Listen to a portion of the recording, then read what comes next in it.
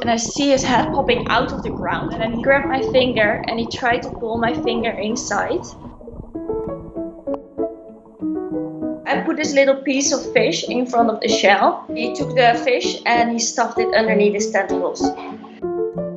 I held the fish close to his shell again. This time he grabbed my finger, and I think that we were both a bit surprised. So we both pulled back. This was definitely the coolest encounter that we ever had with an octopus.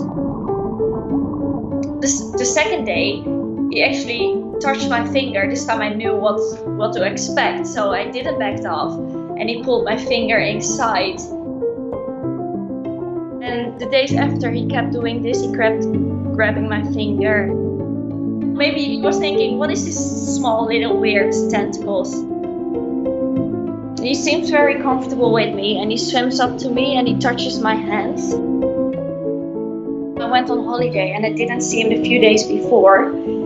I was worried that he would not be there anymore when I came back. But when I came back, I found him. He swam up to me and he touched my foot. I was happy to see him, and I hope that was mutual.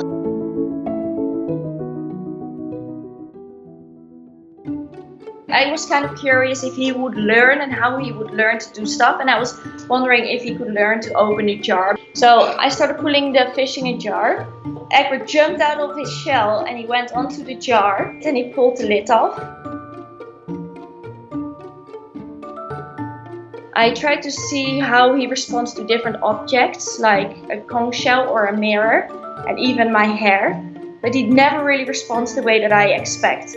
For example, he was not interested at all in the conch shell that I gave him, but he kept going up to my hand and he kept feeling my little elastic band around my wrist. There was a tree trunk on the bottom, and he swam up to me. He grabbed my hand and he tried to pull my hand towards the trunk. He seemed to be pushing the trunk up. So with my finger, I pushed against the trunk.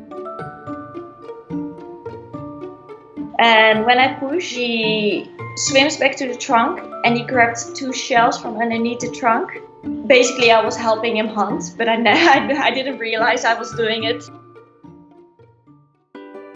I knew which shell he was living at the time.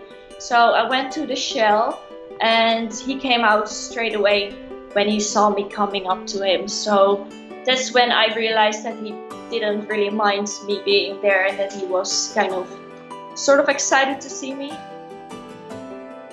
I never went up to Egbert and touched Egbert. I offered something, I offered my hand or I offered him a fish and he swam up to me. The great thing is that it's mutual, that he comes to me.